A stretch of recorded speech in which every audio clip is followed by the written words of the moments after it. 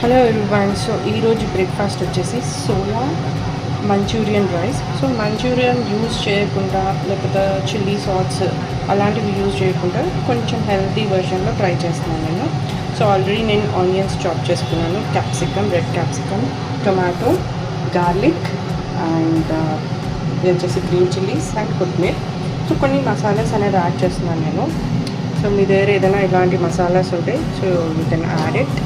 So seasoning కొంచెం seasoning లాగా add చేసేసి అండ్ కొంచెం ఇది వచ్చేసి హెర్బ్స్ మాట.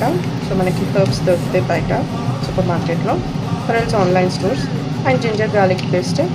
అండ్ ఇంకో దీంట్లో మెయిన్ ఇంగ్రీడియంట్ ఏంటంటే ఇలా పచ్చడి మనం రెగ్యులర్గా రైస్లో తినకనే బదులు ఇలా యూస్ చేయొచ్చు. దీంట్లో వేసి టేస్ట్ చాలా బాగుంటుంది. నేను ఆల్రెడీ ఒకసారి ట్రై చేస్తాను.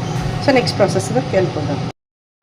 సో క్యాప్సికమ్, టమాటో, ఆనియన్స్, పచ్చిమిర్చి, కొత్తిమీర అండ్ మసాలాస్ కూడా వేసేసాను. దీంట్లో నేను ఏవైతే మసాలాస్ చూపించానో సో ఆ మసాలాస్ కూడా యాడ్ చేశాను. సో నెక్స్ట్ ఆ తర్వాత కొంచెం మనం పండు మిరపకాయ పచ్చడి వేసేసుకొని ఆ తర్వాత సోయాస్ యాడ్ చేసేస్తాం దీంట్లో. సో ఇలా ఇప్పుడు మనం సోయా సోడా యాడ్ చేసేసుకున్నాము. బాయిల్ చేసుకున్నాం కదా సోయాని ఒక 5 minutes. సో వాటర్ అంతా స్క్వీజ్ చేసేసి ఇలా దీంట్లో యాడ్ చేసేసుకోవాలన్నమాట. సో దీంట్లో బాయిల్ చేసిన కార్న్ అండ్ అలాగే దానికన్నా ముందు నేను ఒక చీజ్ది లేయర్లా వేసాను. సో అది మిక్స్ చేసేసాను. ఆ తర్వాత రైస్ ఇలా యాడప్ చేసేసుకొని లాస్ట్కి హర్బ్స్ వేసేసుకున్నాను. అండ్ టేస్ట్ కూడా చేశాను, చాలా బాగుంది అండ్ యమ్మీ టేస్ట్.